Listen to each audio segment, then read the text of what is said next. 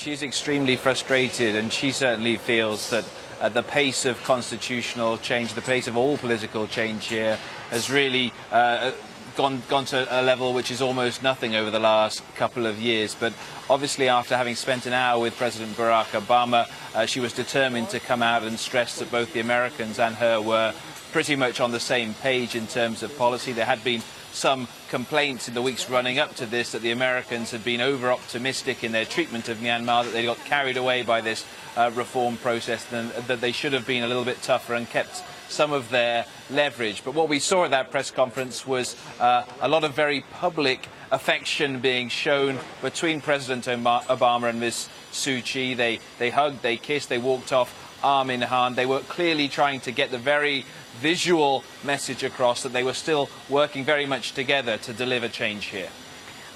What would Aung San Suu Kyi like specifically from the US? Is that clear?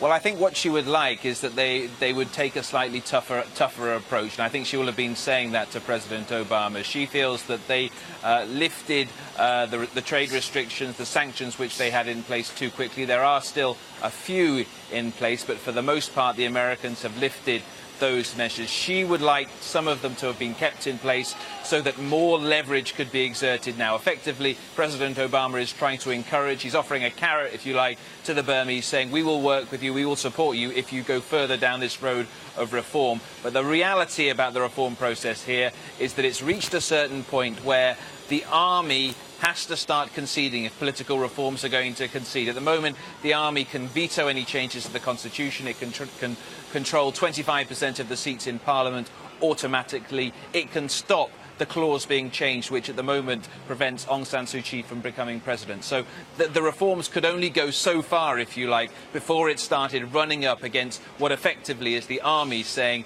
these reforms will not have any impact on the amount of power, the amount of political power that we control here.